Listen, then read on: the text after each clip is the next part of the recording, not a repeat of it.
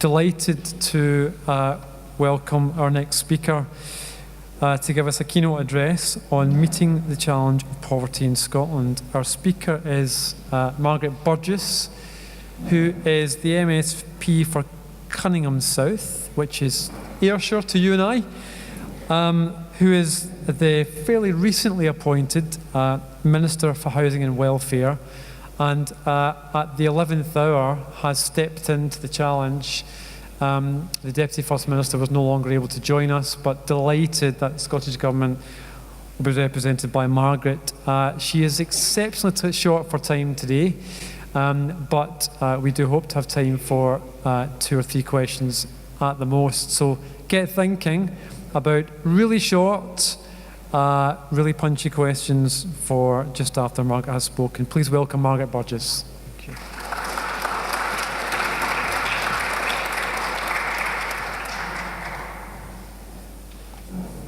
Okay, thank you, Jim. And firstly, can I thank the Poverty Alliance for giving me the opportunity to speak here today. I know I'm not who you initially expected, but nonetheless, I'm very pleased to have the opportunity to come here and speak to you. Now, in Scotland, we have a long tradition of speaking out against injustice in our society. As a people, we've never been known for shirking the big issues of the day or refusing to stand up for what's right. This commitment to justice and equality is echoed in the Scottish Government's National Performance Framework. The framework, which underpins the delivery of the Scottish Government's agenda, sets out targets both in solidarity and cohesion, reflecting our drive to reduce inequalities. Between 2004 and 5 and 2009 and 10, the total income received by Scottish households increased. However, during that same period, it saw the income of those at the bottom of the income distribution gradually but consistently decrease. We believe that the healthy development of Scotland depends on reducing these inequalities and sharing the future benefits of growth among people and communities. The solidarity target therefore aims not only to increase overall income in Scotland, but also to increase the proportion of income earned by the 3 lowest deciles by 2017, and as a result halt the increasing income inequality in our wealthy nation, and it is a wealthy nation. We believe very much that the universal principle is so important in maintaining the sense of togetherness that is the cornerstone of any social security system. We are a government which champions the social wage. Over the last 4 years, we've introduced a living contract between the people of Scotland and their government. And under this pact, we will defend and extend key universal services, rights and benefits to deliver the social and economic circumstances for everyone to benefit. We have put our words into action and delivered what we can. We will continue to deliver within the tight financial constraints imposed upon us by the UK government. We have introduced and maintained free prescriptions for all, free personal care for the elderly, and free university education. We have frozen the council tax to protect household budgets, abolished bridge tolls, continued with the provision of concessionary travel for older and disabled people, and have provided a guarantee of no compulsory redundancies in the Scottish Government and Health Service. And specifically in relation to families with children, we're extending the principle of the social wage to childcare by increasing the amount and the flexibility and delivery of free early learning and childcare from 475 hours to a minimum of 600 hours a year. These measures all provide tangible benefits to hard-pressed individuals and households. So I'm very concerned that the principle of universal entitlement is under attack. And I was struck recently by a published document recently from a coalition of major British churches on the myths around poverty. The report quotes John Wesley, the founder of Methodism, saying in 1753, "So wickedly, divishly false is that common objection. They are poor only because they are idle." And today, 260 years later, it's not only disheartening that people in our country are still living in poverty, but also that this poverty myth is still being drip-fed to us through the media and some politicians. The report highlights 6 widely accepted myths about people living in poverty in our country today, and these include laziness and having an easy life and benefits.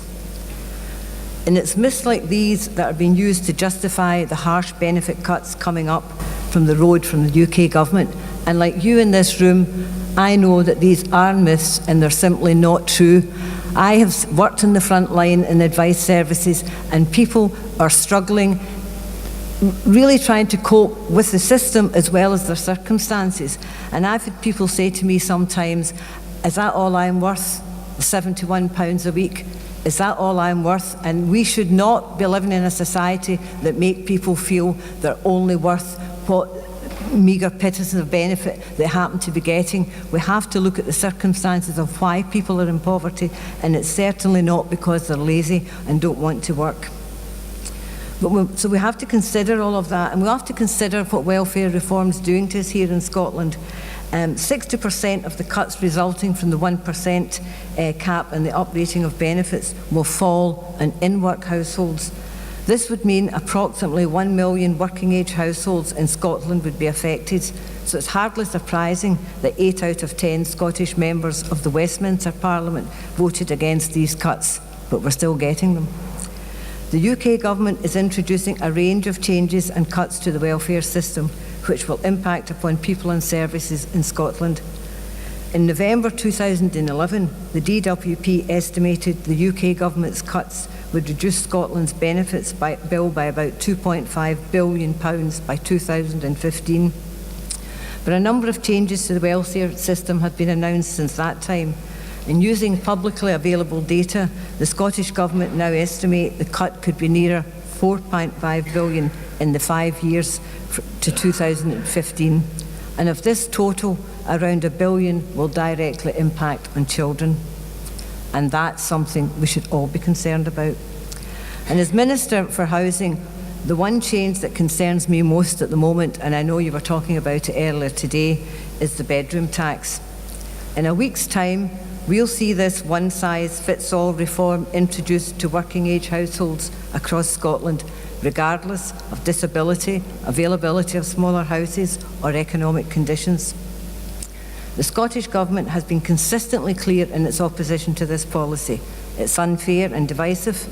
It will hit some of our most vulnerable groups hardest, and it flies in the face of devolved Scottish policies like our commitment to investing in homes for life. It also goes without saying that it will impact on our approach to tackling child poverty. One of my colleagues said to me today, I've just done a column on the bedroom tax, and here's what I've said in it. So I'm going to quote what he said in it, because I think these are harsh words, but I think it's very true when it comes to the bedroom tax. He said it's like the state sitting in judgment on the poor and the disabled. He said a kind of housing commissariat that you would see in Stalinist Russia. And it's not unlike that. I know that sounds a bit extreme, but quite frankly, it's state saying to people, this is the size of accommodation you're allowed to live in because you don't have a lot of money. And I think his description of it rang quite true for me. So with policy like we're getting, it feels that right now the task is not what it should be, which is how we can continue to make progress. It's about how can we avoid going backwards. Because of Westminster policy decisions that we can't control, we've been forced to defend the hard-fought gains of recent years and previous generations. So while I'm sure everyone in this room wants to look forward, others elsewhere are introducing policies that threaten to drag us back. And when it comes to social security, what so many of our most vulnerable citizens are facing now is actually the reality of how Scotland is governed under the current constitutional settlement. Westminster holds the purse for social security. And of course, independence won't simply magic away our share of UK debt. We will still have books to balance and wealth to earn to support the spending priorities we choose, but it will be the priorities we choose. But how can access to our own wealth and the ability to make our own decisions be anything other than an opportunity to do things better than the Westminster way, especially when we consider the fact, and it is a fact, that our national balance sheet is healthier than the rest of the UK. The question then is, will we give ourselves the power to use that wealth to build the better, just and more prosperous country we want for our children and our children's children? In my view, we can't afford either morally or economically not to. But right now, though, we can't possibly fix all the problems caused by the UK welfare reform. But we're taking action where we can within the powers that we have. And I just take an opportunity to update you a bit on the progress we're making with the Scottish Welfare Fund. As you know, the discretionary social fund is being abolished by the DWP from April the 1st. Another a week today, April Fool's Day, and look what we're getting. Bedroom tax and the social fund being abolished. But however, the Scottish Welfare Fund will come into place that day. And over the last year, we've been working in partnership with COSLA through the Development Officer post that we funded, and local authorities, and with input from Citizens Advice Scotland, Child Poverty Action Group, the Poverty Alliance and others, to establish the new Scottish Welfare Fund. And while there are some similarities with the previous social fund, there are a number of important differences. The Scottish Welfare Fund will provide grants rather than loans, goods as well as cash, and it will be delivered by local authorities, replacing the one-size-for-all approach with a much more holistic service. And while the new scheme will be based on national guidance, it will be delivered in different ways by different local authorities, taking account of local circumstances. And it will have the capacity to provide more ways of accessing the fund and a much broader range of support from other parts of the council and local voluntary organisations. The Scottish Welfare Fund has been designed to support people through transitions which can be hard to navigate, leaving them vulnerable to financial difficulties. It's also been designed to support an early intervention approach and support other policies such as care in the community, tackling poverty and in particular child poverty, and in reducing homelessness. There's a strong emphasis on getting it right first time, with the guidance being focused on making better initial decisions by gathering the information properly at the start, rather than constantly having to ask for things to be reviewed and more information needing to be provided. And I know most of you, if you've had to come through that before, will be aware that sometimes by the time the decision's made, it's too late. Crisis grants are when the crisis happens and not weeks later. So I think it's important that we have a fund that can be reactive and deal with applications immediately. And we've welcomed the opportunity to work with COSLA and the third sector in developing the Scottish Welfare Fund. We appointed the Child Poverty Action Group to deliver the training, and every local authority in Scotland took part, and the feedback has been good. Second, to complement the training, the Poverty Alliance is producing a hard-hitting film which will show the experiences of people using the social fund, both positive and negative experience, and that will also help inform the training. So these are some of the things we are doing. Another, we're helping in advice services. We've provided £5.4 million to help frontline advice services deal with the impacts of welfare reform. And on the 11th of March, we announced that we're providing an extra £2.5 million to social landlords to ensure there's advice in hand for tenants who will lose housing benefit due to the bedroom tax and other housing benefit changes. And we continue to discuss other ways, if possible, to mitigate the impacts of welfare reform. But the harsh and inescapable reality is that there is a limit to what we can do. Mitigating the full impact of the cuts is not possible, and we're doing, as I said earlier, what we can.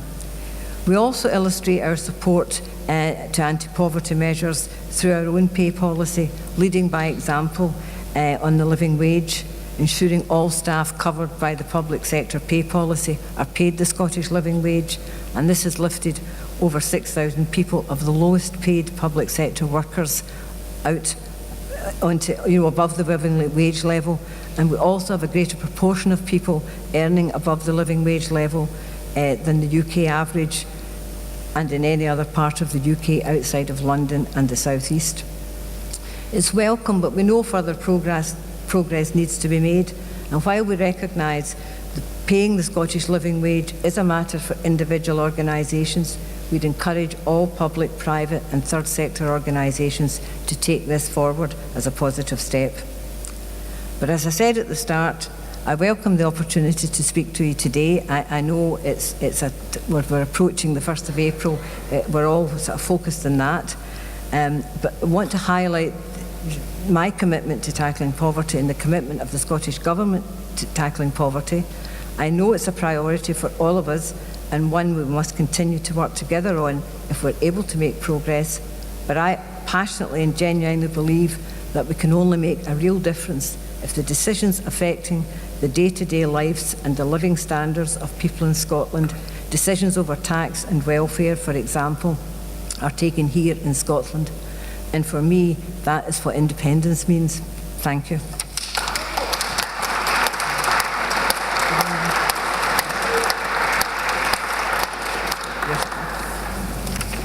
I've got some of these slides there as well, which I'll return to you on about the bedroom tax. Thank you very much indeed, Margaret, and bang on time as well. I think we have time for 2 or 3 questions. I wanted to kick off, if I may, just because there were a couple of questions put on Twitter by someone who had to leave and also someone who's not here over lunchtime. And the question goes something like this.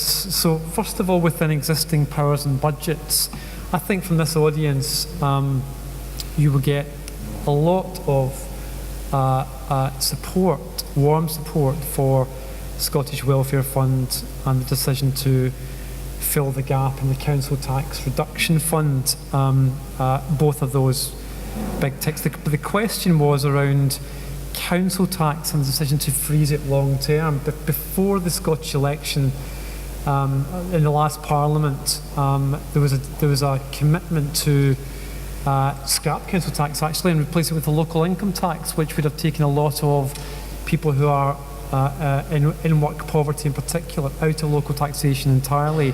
So I think the question was, why not scrap council tax or add alongside it a local income tax in order to take lots of low-paid Scots out of tax altogether? I think, well, as at the moment the policy is very clear. It's about the council tax and freezing it, and we're freezing it for a number of reasons, because it's what I said, it helps everyone. It's a contract with everyone in freezing the council tax. The long-term aim of the SNP is that we will be looking at a local income tax or another way of funding local services. But at the moment, with what we're faced with and the constant cuts that we've had in our budgets so far from the UK government, we are where we are, and our position remains just now. We will maintain the council tax freeze while looking in the future, and we're looking at other ways of funding local services.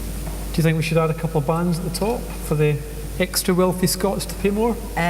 I would have to look and see how many extra wealthy Scots there were and how much it was going to bring us in. But certainly, in terms of we don't have the number of very wealthy people we do have perhaps in south of England. Okay. Thank you. Now, there's a question right at the back. I'll come to you next and then over to here. Please tell us who you are. Thank you. Edem Lewis, Learning Disability Campaigner. Can I ask that if people's budgets are going to be squeezed from welfare reform, because John Swinney in the Cabinet wants to get jobs going and growing economy, but if people can't spend because of welfare reforms, how's that going to be made possible at the same time? Okay, we'll come back to that in a second. Thank you. There's a question in the middle here. Where have you gone to? To this table here? Yeah, this gentleman here. I do apologise.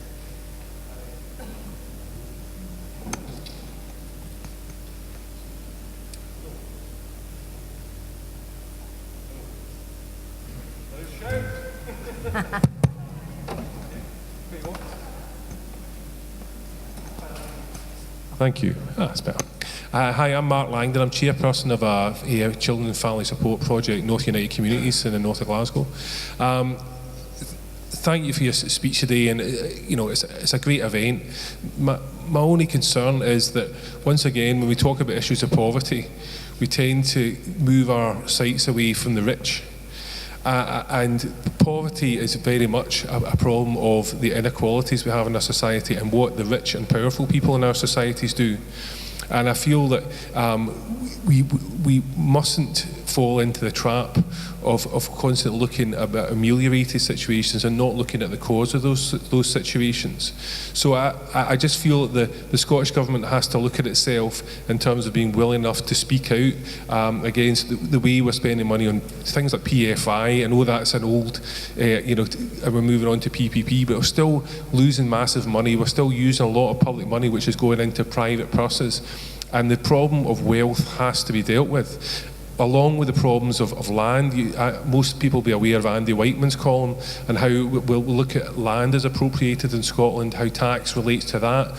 So while it's good to be able to stand up, and I'm very proud of what the Scottish Government is doing in terms of trying to tackle the worst impacts of the welfare reforms, as they are so euphemistically called, but there are still huge problems with our focus on playing up to people like the Donald Trumps of the world and not being willing to speak out about the excesses of the financial sector and speaking out against the way that the current UK government is pointing the finger away from the actual causes of this huge debt that we've got, which is the financial sector, and trying to scapegoat the people in poverty and trying to say it's public spending that's the problem. Thank you. And John, and I'll come to you at the back for the final question. Thank you. Thank you, Margaret. I'd like to thank you for taking the time out of your busy schedule to stay and answer questions today. Last time I encountered you, I was unable to ask you a question because your schedule was that busy you had to leave. However, you mentioned grants-free loans and goods-free cash. Well, how is stigma and labellisation going to be taken out of the decision-making process? And what if you're homeless? Say again, John, if you're homeless? Yeah, what if you're homeless was the second point to that question. Okay, so it's a question about stigma, prejudice, homelessness. If you're really brief, we can squeeze in one more right at the back. Thank you. Hello. I asked this last year and I think probably the year before, but it's never really been answered. I just simply don't understand the thinking behind that freezing council tax somehow helps everybody. It seems to me, I come from Aberdeen. There are maybe not many billionaires in Aberdeen, but there's a lot of people with a lot of money.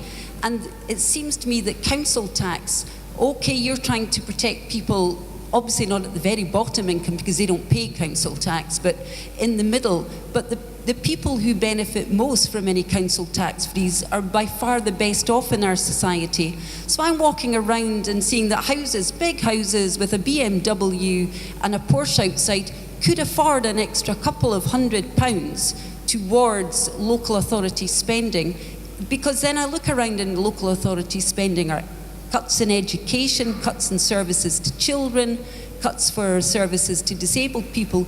Really the cuts are going at the most deprived and the most needy sections of population, but the benefits of the council tax freeze, the best benefits, are also going to the least needy. Thank you very much. Okay.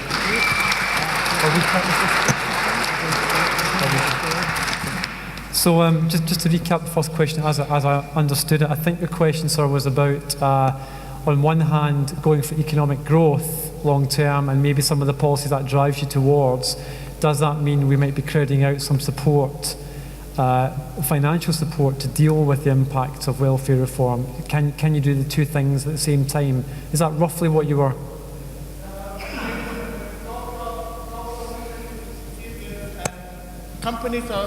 There's jobs are going, there's a lot of people out of jobs on a monthly basis, and at the same, because people are not spending in shops, and we've got welfare reforms happening around the corner, so people will still continue not to spend in shops, and therefore the jobs will be going again, and at the same time, John Swinney wants to create jobs in the Scottish economy. I can't hear for the echo. It's the echo.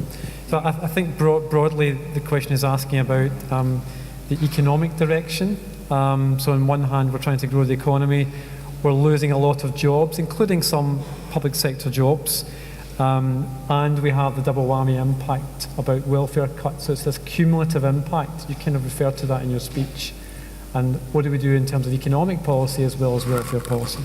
Yeah, I think, well, what John Swinney is trying to do in terms of the economic policy is get the economy moving again. And we've certainly challenged the UK government in that on a number of occasions and tried to say to them they should be doing that as well.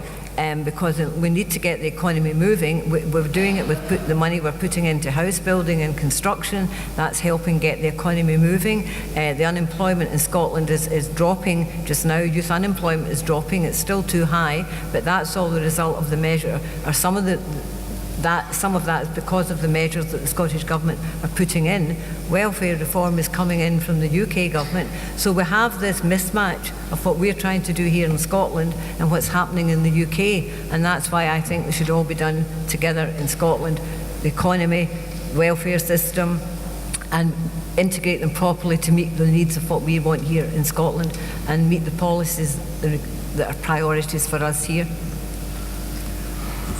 And then the point was made about the rich and powerful. I mean, we can quibble about how many rich and powerful people we have in Scotland, but I think the question was about, on a legacy basis, is too much of our public money still flowing into PFI contracts and so on, but what else might we do in terms of how we engage with the corporate sector, the banking sector you mentioned, for example? I think obviously we have to engage with them. I think the point that was being made was that we weren't doing enough to speak out against them. And, I think we have, in the last 2 or 3 years, have been speaking out against the financial sector and the banks. We're all appalled by the huge bonuses that they're paying to bankers. So I do think, yes, I think that there is a point there. We need to work on it, but I do think that we are moving in the right direction in that way, that we recognise that we need to be saying when something's wrong. I could say lots of things that's happening in the UK government. I mean, I would argue that spending public money in nuclear weapons and in Trident is an absolute, apart from being an obscenity, it's a waste of public money. And the share of that expenditure, how much we could do with that here in Scotland. So I think there's lots of ways they can look at, but until you've got full charge of your own economy, I think then we're tinkering in some areas. But to have charge of our own economy, we can then really decide what is best and how we should spend public money and how we can grow our economy and ensure that everybody gets a share of it and that we don't have people living in poverty as we do today. Thank you. And then John had raised a question which we heard from a number of grassroots people this morning about, it's hard enough dealing with the financial cuts in terms of welfare reform, but you're also dealing with prejudicial attitudes of, for example, the work programme or other service providers, or even public opinion, which can be, as you were mentioning, based in myths about people who are poor. What do we do about that in Scotland? What can we do within our own powers to tackle all of that? I think we have to challenge it at every time. I think any time we see any kind of stigma, whether it's because somebody is disabled, whether it's because they're unemployed, whether it's because if they were homeless, that's got to be challenged, and a government should also be saying that, and we have contributed to anti-stigma campaigns. I think there is a stigma still going around for people who are homeless and unemployed, and I think we've got to be saying quite clearly that any of us could be homeless at any one time, and anybody who can sit here and think that it could never be them, then I really think that's a very dangerous route to take. And we all know people, and people who should know better, who often come away with myths about, if you're unemployed, if you're on benefit, you get this, you get that, you get the next thing. And we know it's not true. I certainly know it's not true, and I challenge it every time I hear it. I don't care who says it to me. I will challenge it if I think that anybody has been stigmatised because of their circumstances.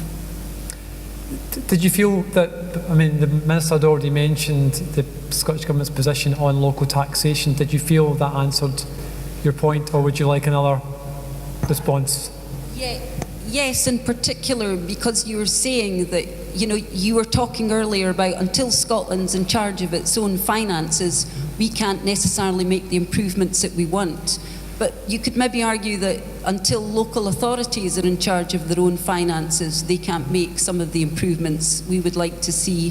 So it does seem to me that it's not, it's a tax that you're choosing not to raise finance that you could, but you're criticising Westminster for not letting you use finance that you can't, if you see what I mean.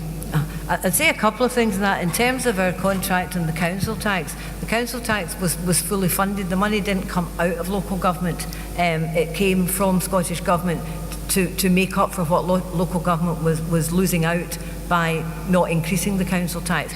But I take your point about the wealthy, and yes, we've long held the policy of a local income tax, and yes, I would accept that as something that can still be looked at, a local income tax, and is still being looked at, or some other way of local taxation. But we at the moment have the contract with the Scottish people on the council tax, and I know that it seems like, oh, the wealthy are making out, but it's actually those at the bottom end and in the middle get the bigger savings. When you freeze it like that, they have the bigger saving on it, and it's important that we don't lose out that middle group in terms of, because they're struggling as well. But yes, local income tax is still something that can be looked at, or some other method of funding local services, and that's not ruled out either now or after independence. Minister, it's 5 to 4. Do you have time for one more It question? would have to be quick because I've got to do a 5-minute. There you go. If you're really, really quick, Quick question. and you'll get a really quick response to it as well. Very, very quick question. In the event that if independence was voted for, would we still have the same Queen? And would the new MPs have to swear allegiance to the foreign Queen? Well, Very simple. what I would say to you is, if we're independent, at the moment, in terms of the white paper, we would retain the Queen as head of state. It would then be for future Scottish governments, because it might not always be an SNP government in Scotland. It would be up to future Scottish governments to determine how they wanted to go with that. But at the moment, we sign allegiance as an MSP to the Queen, and that is in the white paper, that the Queen will still be head of state. Well, we wouldn't see England as being foreign, we would see them as a friendly ally. And there's nothing to say that we can only have one referendum. Who knows how many will come after that? But could a referendum on that? Well, it absolutely. happened in Australia. It could happen here. Who knows? Anyway, the minister has been more than generous with her time. We've kept her back. We really appreciate you for your speech and for taking the time to answer the questions so thoughtfully. We need to give you a couple of minutes to go and film a clip. Right. I know some of you have some questions more. Please keep them. Please tweet. Can we tweet the minister? I'll ask our officials. There are other ways to communicate with Margaret and her colleagues in the Scottish Government. So if you couldn't ask your question today, please don't lose it. There's tomorrow and there's other follow-up opportunities. But please will you join me in thanking Margaret Burgess.